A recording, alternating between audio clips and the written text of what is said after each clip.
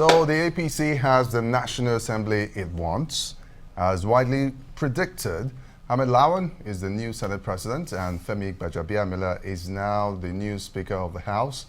So a new chapter has begun with a leadership that promises a synergy between the executive and the legislative arms of government. So will the 9th National Assembly be able to assert the independence of the legislature?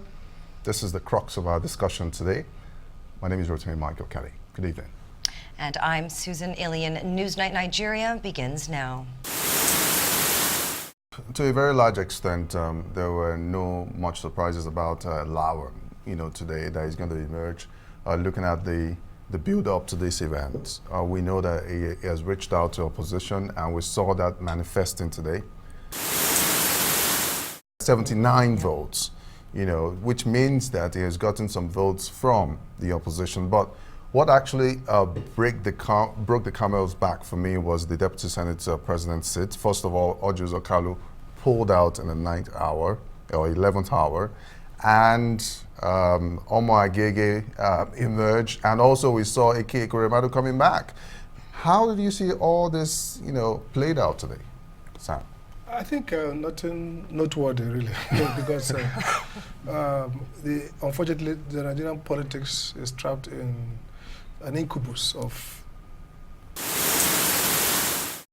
Now, uncontrolled electoral spending and voter inducements by politicians must be combated to consolidate true democracy and good governance. These were the words of the President, Muhammadu Buhari, at the opening of an anti-corruption summit held in Abuja as part of activities to mark the National Democracy Day. State House correspondent Ehosa Egumbo tells us more. The 2019 general elections are over, but the experiences still linger. We're still here with Sam Amadi and Jide Ojo. Jide, we just saw the president there with the president of Rwanda, Paul Kagame, attending the anti-corruption summit to herald June 12, which of course is tomorrow. Paul Kagame actually made a very salient point. He said, well, fighting corruption is good, but if that doesn't put food on the table of ordinary Nigerians, then it means that you're not making progress. What's your reaction to that? It was spot on. I mean, the reality that stares us in the face is you are not going to fight corruption only the hard way, by jailing people, by confiscating people's property. Nobody can put it more succinctly the way Jide just actually put it. But just a very quick one from you before we go on break, and I was still going to come back to you to talk about this issue of corruption and how to deliver dividends of democracy. I think really they should take Kagame seriously. You're watching Newsnight Nigeria from nation's capital, Abuja. We're heading for a very short break, but do stay with us. We are going to be discussing more on this issue when we return. I'm definitely looking forward to discussing further on governance and what Paul Kagame said, not to really compare South Africa too much with Nigeria, but we do share some of the same strife, so it would be interesting. Yeah, and I do tell you as well, perhaps maybe Sam will tell us more about it, that maybe there's too much focus on fighting corruption as a whole without also shifting grounds a little bit to see how we can balance it with economic prosperity, and that is the focus. Even if you want to fight corruption, even in other crimes like those things go hand in hand, but it seems like we are living one for one, and I think that's just what the crux will be. As Jide was saying, you can definitely focus on corruption, but you can't just be the only fight. It has to be a holistic approach to governing people. So I'm looking forward to discussing more of that with both Jide and Dr. Sam.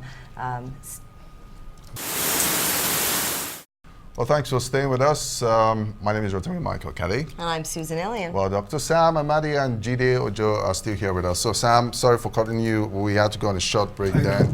So, but as we were saying, Paul Kagame is actually calling for a new approach.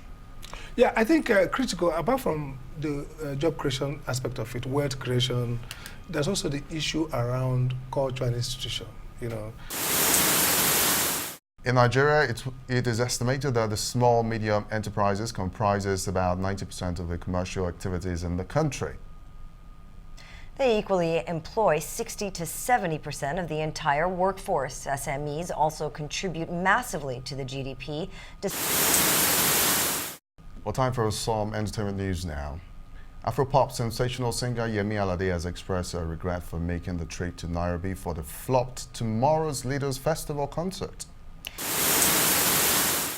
After receiving positive responses at both Sundance and Tribeca film festivals, the world will be seeing the latest film from Nigerian-American director Julius Ona very soon. Loose is the chilling psychological thriller that takes a multi-layered look at identity in today's America.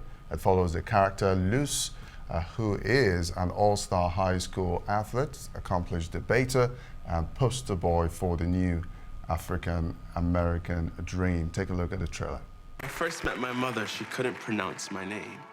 My father suggested that they rename me.